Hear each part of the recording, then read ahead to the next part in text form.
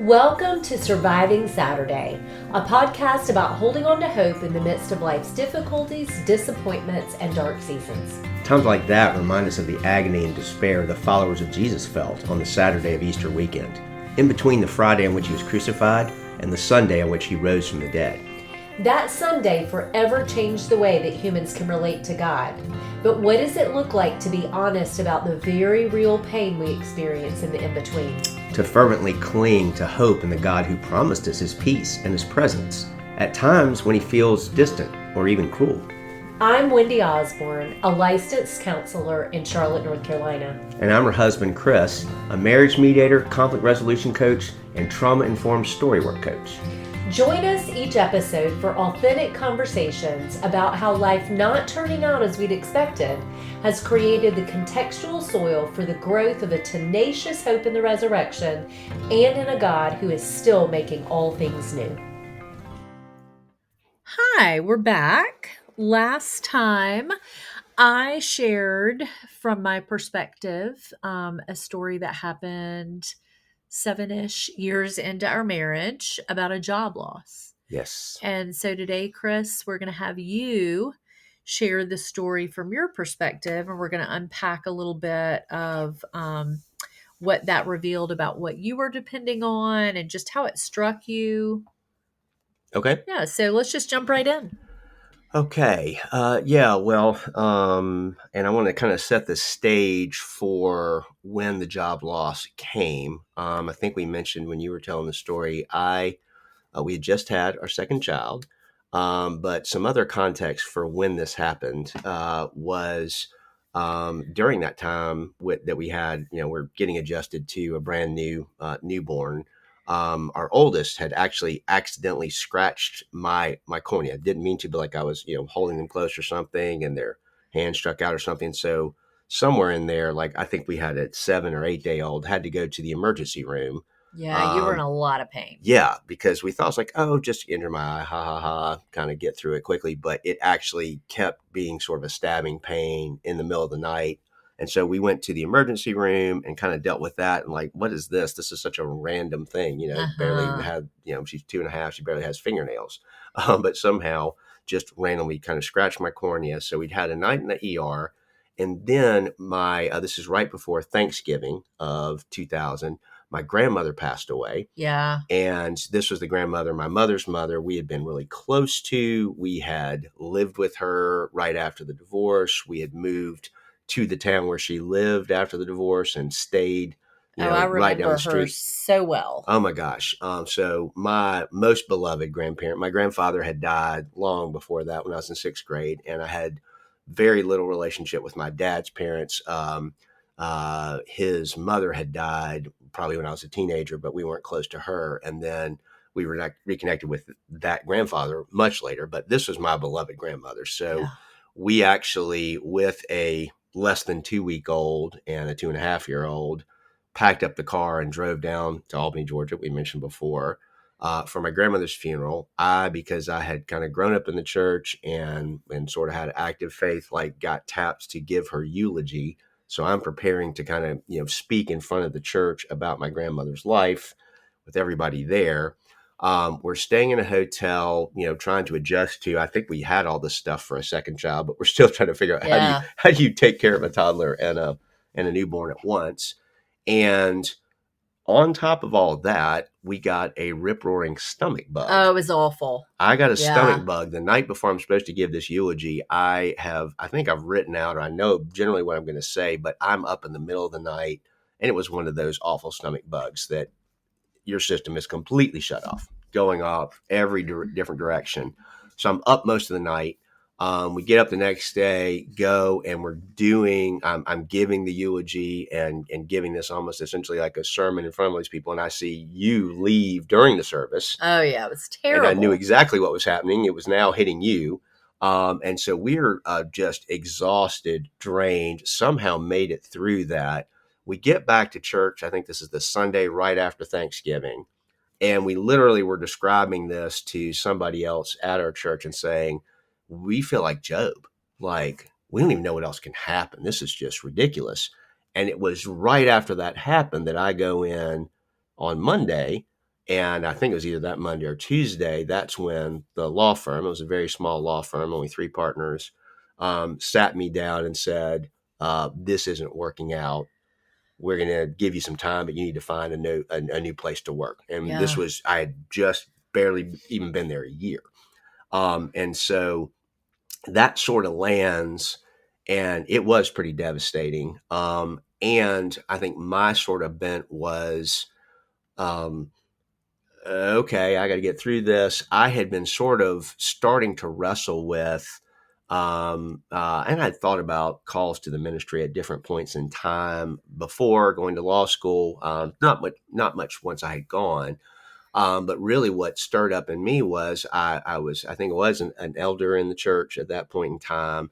And I had met just before that a couple of people who had made career changes. I'd met a guy who was a gastroenterologist, actually, who said, I left being a medical doctor to go be a pastor because I realized most of the people's troubles that they brought in that were giving them, stomach upset, gastrointestinal problems, they were probably spiritual problems. And I wanted to address the spiritual problems.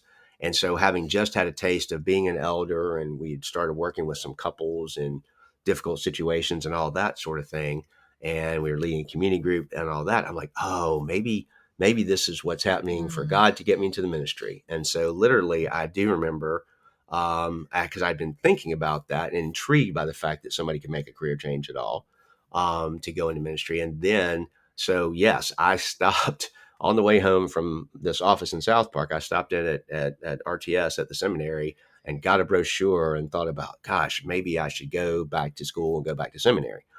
So yeah, then I come home and I did that before I've told you anything, not, talking on the phone about this. And all I remember is, letting yeah, there was people in our house. We had to have a private conversation. I didn't like having to bring this kind of news, but just saying, okay, this has happened. But I kind of went straight to, it's going to be okay. I'm going to do either something else or who knows what'll happen. And speaking to sort of the, I didn't like having to say that. I don't think I remember at the time settling into or even letting myself kind of at first experience any fear. And I don't think I was in touch with any anger or disappointment or frustration. My friend was one of the 3 partners, and I didn't work with him closely. There was the other 2 that worked with me. And so my initial instinct was, well, those 2 who I've worked with have let me go, but I'll maintain the friendship with him. And so I think I even went to him, right, because he wasn't in the room when they told me the news. And then I went and found him. We went and got lunch. And I remember my whole instinct was, this is going to be okay. This is going to be a great story. We're going to come out of this, stronger or friends or whatever. And there's a whole host of feelings I don't think I was even remotely in touch with. And then, you having these strong reactions like, well, wait a minute, why didn't your friend tell you, or why didn't you know, or what were you doing? And did you screw up bad? And I hadn't. It was a personality disconnect. Yeah. I'd been working with, actually, ironically, that same pastor who had been so helpful the day I had the tumor surgeries and all was just a gift in our lives at that time. And I'd been processing with him, hey, I don't feel connected. I don't feel connected with these people I'm working with. It doesn't feel like it's going well. And we processed through it, and we realized there's a personality disconnect. There's some expectations that aren't, matching up or something. But my thought process before this news was, well, I'm going to find a way to get through it, or I'll address it. I'll bring it up. I'll say, hey, what's going on? Are y'all not liking what I'm doing or whatever? And I don't want to get lost in the weeds of, the inner workings of a law firm or anything like that. That's not very interesting for anybody. But bottom line was there was a disconnect in what they expected I could do, what I could do, what they wanted me to do, what they would train me to do, all this stuff. And so for me, at first it was just kind of, find the next place, find the next solution. Of course, as we said, this was after Thanksgiving, before Christmas, terrible time to look for a job. And I remember it starting to come home after a few weeks of realizing, wait a minute, nobody's really looking around for, to hire people right now.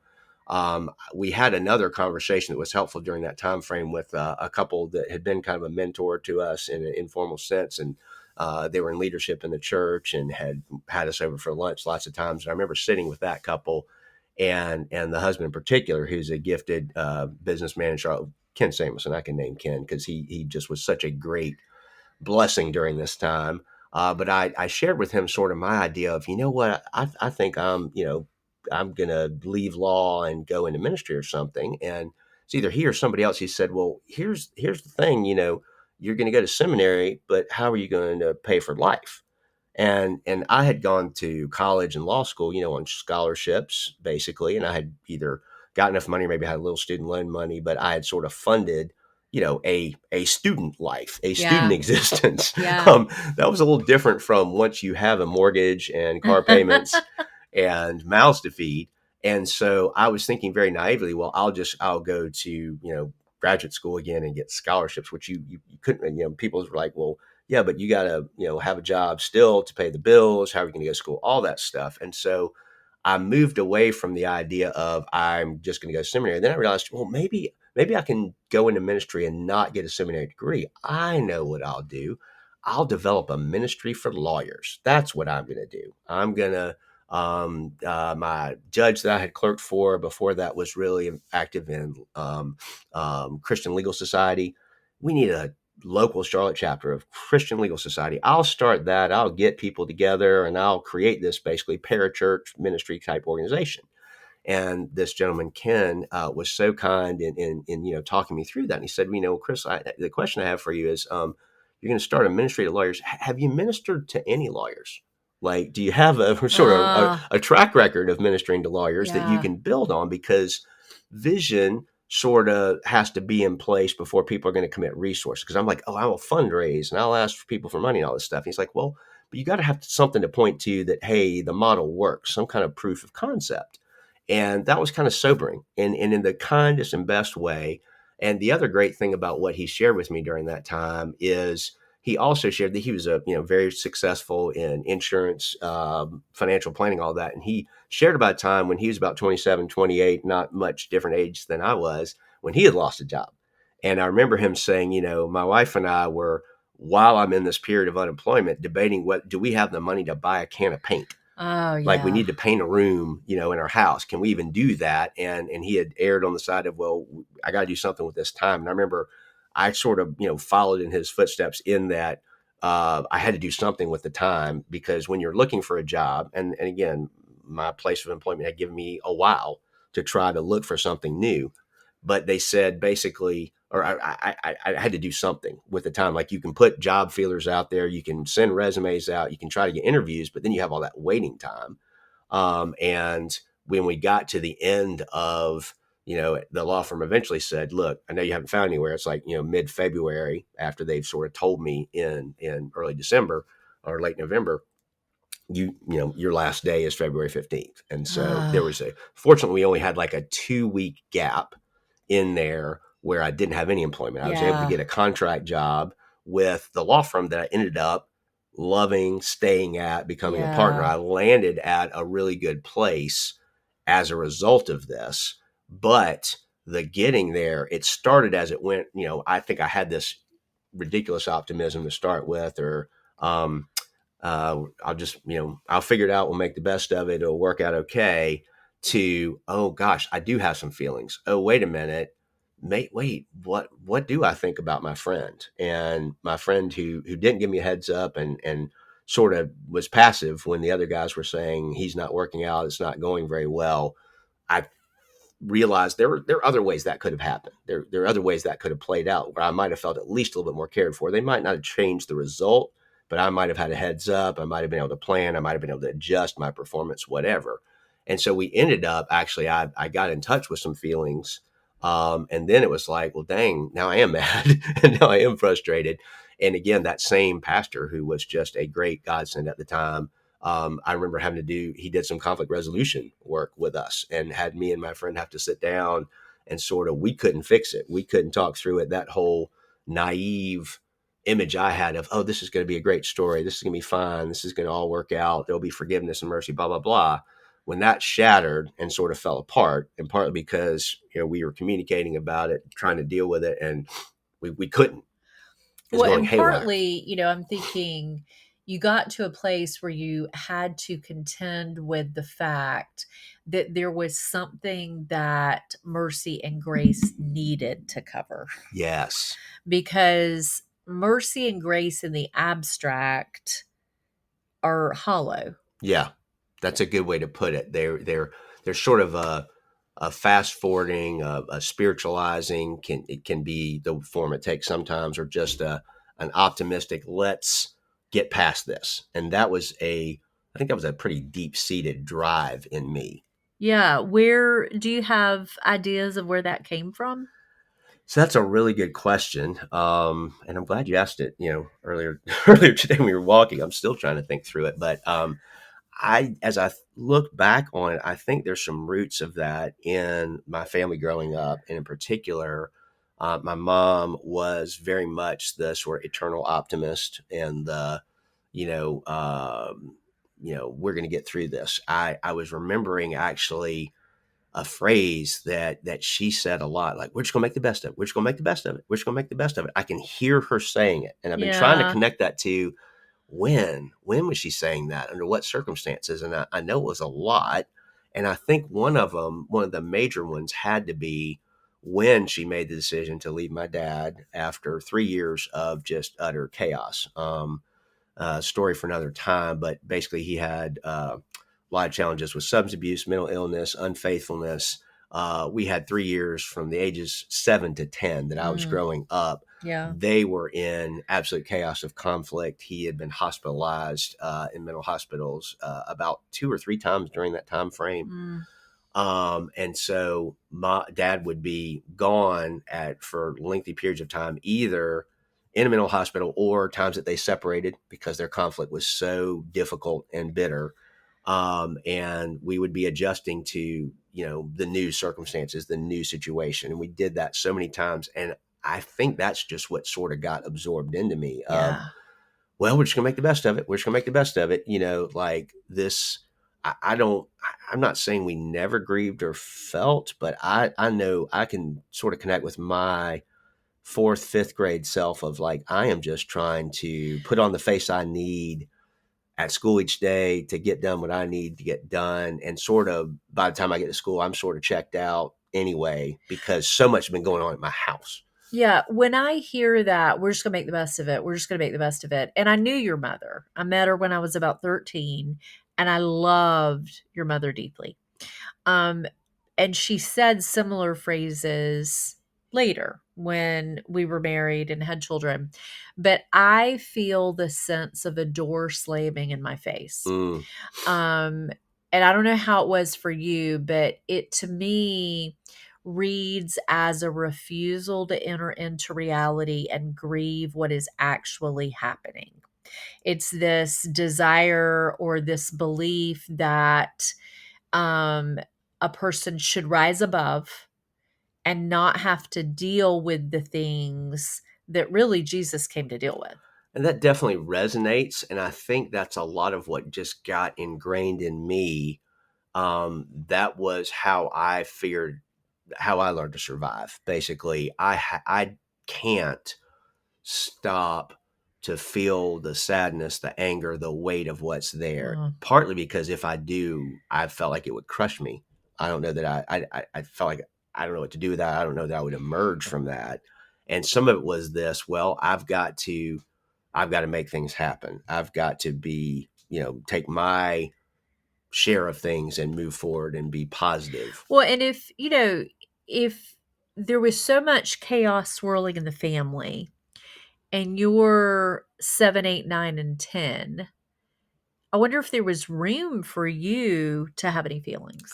It doesn't, I mean, as you say that resonates, that there really wasn't, because mom and dad's conflict was so big. It loomed large. It is the main thing I can remember from within my house. I have lots of memories of being at other people's houses in my neighborhood, both in Charlotte and in Greensboro, where all these kind of wheels fell off and everything was so difficult. I have memories of being at other people's houses and around the same age and observing them and going, oh, they kind of dance and have fun together, or they're sort of relaxed, or they're, just having a meal, and it's sort of just, and as I look back, my house, I have, the few memories I have are these pretty heavy duty conflict moments where I'm a combatant. I'm in the middle of it with them. So And so their feelings are taking up all the space. And then here I am trying to figure out, well, how they're looking to me to almost be involved and team up with them and fix this and all. And it was a lot. I'm wondering what is happening in your body as you tell those stories, because we could slow it down. I feel such a sadness, and like my shoulders are tense thinking of a 7-8-year-old enjoying learning that other families dance in the kitchen after dinner as they're cleaning things up. And yet you had to wade back in to chaos. And there wasn't room for you unless you could serve another person by being such a good kid. Well, even as you're saying that, it was chaos. And I think as I revisited some of this time period, I'm realizing there was also a hell of a lot of shame because we were that family. Like everybody on the street knew that major shit went down in the Osborne house because we, as the kids, I had a younger sister, 3 years younger, we would have to stay with them on an emergency basis when mom's taking dad to the mental hospital or the police have come to the house. I know my mom sent me to the next door neighbors occasionally, like, go get the young dolls, go get the neighbor, somehow get somebody to help. So I think there was shame. And then I've started to connect as well. There was a terror. There was as I saw their conflict play out, there's way more terror than I could give any voice to because there wasn't room. Mom's feelings were understandably. I mean, her marriage is falling apart. Her husband's betrayed her in these very volatile and horrifying ways. So I think I learned early, a form of stuffing, a form of denial, and it's lightning quick. It like happens before I can even recognize that it's happening. Yeah. So it's like you learned to move away or separate yourself, dissociate, to use like a psychological term, from the hard situation that was happening. Yes. And you just had to head down, get through. Well, and then I brought that into our marriage too. I know because that's where the instinct of mine came from a lot. When we would have conflict or something would go wrong more in your world than mine or whatever, and I brought that same energy of, why are you letting this bother you? Why is this such a big deal? We got to move through it. We got to go on. Like, I didn't have a category for, sometimes you have to sit in the loss. You have to sit in the sadness. You have to grieve. I wanted to short circuit that shit so much. It feels so natural to me. Like, we don't have time for that. And by the way, it'll probably destroy us. Well, it would be a swirling storm of chaos. Yeah. Right? That's what you were living in the middle of. Yeah. And so you were trying to stay out of the storm, but you had to be in the storm. So you had to hunker down, but to give weight to the reality, who knows where you would have been swirled up into. Yeah. Like, it's my body. I'm trying to feel myself just trying to relax as I'm now with some perspective able to talk about it. Oh, there's such an instinctive, autonomic physical response to not want to feel that terror, to feel that shame, to feel, oh no, shit, here comes chaos. And I'm even thinking, and you can tell me if this is right or not, but how that might have insulated you from personally experiencing Jesus' care for you. Yeah. Because to dip down into the pain of what life really had for you and was offering you would have been way too much for a little kid to bear. Yes. And so then later to maybe attach a spiritualization to, oh no, what I'm doing is I'm extending mercy and grace and I'm receiving mercy and grace, which is all true. but you didn't want to go down into the dark depths of why mercy and grace were needed. And so Yeah. it's almost like that mindset insulated you from being very close to Jesus authentically. Yeah, and I wanted the great Christian story. I wanted the way to wrap it up in a bow, and that had been a way that I, quickly learned to try to put the best spin on things. It was like, well, God must have meant it for some good or something. Yeah. I'm reminded of you and I were talking the other day when we were on a walk, and remember we were talking about just before this season, we had gone to a marriage retreat at Glen Erie. In Colorado, In Colorado, I think the Navigators had put it on, and we'd gone to this marriage retreat. And I remember at the time, because you were expecting Sarah Kate, so it had to be right before this. We were trying to piece together which child it was. And we're out there, and I remember I was reading Larry Crabb's book, The Silence of Adam. Oh, yeah. And I remember it being very formative for me to read where he said, God made man to speak into chaos. And like you are actually part of your job as he conceptualized it as a man. And this may not be perfect theology. I don't want to get lost in that. But at the time, it was a radical concept for me to recognize, hey, chaos is sort of what the world is after the fall. Yeah. Even before the fall, Adam is naming animals. Adam is joining with God in sort of the creative effort. Eve is eventually doing that as well, what she's created. But man being made to sort of, we're supposed to help, that's how we image God. We bring order to chaos. That was radical for me. And it was an invitation. I think it's where an invitation began to say, you might be okay in chaos because God is with you. And I remember going on a hike. We had some kind of awful fight during a marriage retreat, which tended to happen sometimes because you get away and stuff gets drawn out and set on the table and sort of things get lit on fire. And I remember going on this hike by myself up this mountainside near Glen Erie. And there was a place where basically the trail kind of ended. I wasn't sure exactly where the trail was that I had set off on, but I went forward and I knew where I was trying to get to. I saw, kind of a summit, kind of a saddle I could get to. And I went off the map. I went off the grid. And I remember that being a formative feeling of, wait a minute, I might be able to go places where I don't know exactly what's happening. I might be able to go into the chaos of, your feelings about a situation or my feelings, let there have some space for that. And I hear that as like stepping into the chaos in a different way than you had to do as a kid. Yes. They brought you in, but you were in some ways like a tool. Yeah. You were a weapon to come in and wield for one of them on their behalf the strong winds. But here you're stepping in with eyes wide open, knowing I'm walking into chaos and I'm petrified. And yet I can do really hard things.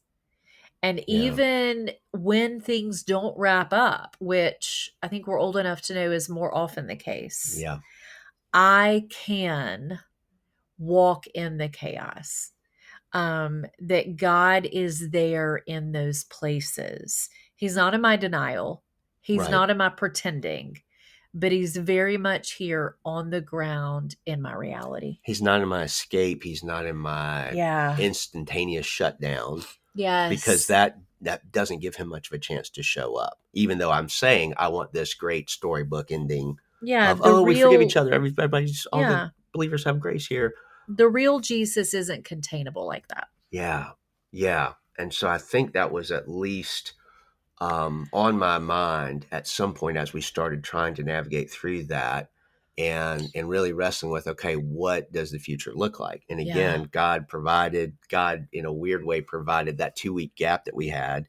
My dad, who had been fairly estranged from and hadn't had much, contact with, we had been reestablishing and kind of getting a relationship going, but he provided us, a financial little Band-Aid that helped us get through that gap. Talk about unseen places of provision, unexpected. And, as I think about that wouldn't have happened had I not named my need with him, which was a freaking terrifying thing to do. Right. Because part of my life up to that point had been, I'll show you, bastard who left our family and all this stuff. I'll do it on my own. And for me to need him was agonizing. And it was kind of a beautiful thing that he showed up and he had it what we was needed. an incredible setup where God offered you the opportunity to be needy before someone who had not been able or willing to meet your prior needs. But that was you coming into yourself, I think, in such a beautiful way. Yeah. Well, that's a powerful thing to remember now as well. And as different transitions are going on, we'll talk about later, but that's a good place to stop it for today. Thank you for sharing that. It's really fun to walk through where our hearts have been and how God's growing us. Yep. Thank you, folks who are listening, and we'll see you on the next episode. The Surviving Saturday podcast is brought to you by Nurture Counseling PLLC, a counseling, teaching, and training center based out of Charlotte, North Carolina. We help families flourish one story at a time. Nurture Counseling provides counseling intensive for couples, conflict resolution coaching, story work groups, seminars, workshops, and retreats to provide a safe and welcoming context for exploring the agonizing experiences of pain, brokenness, and evil that disrupt our lives, and that God often uses to nurture deeper trust and intimacy with Him and with each other. You can find us online at www.nurturecounseling.net.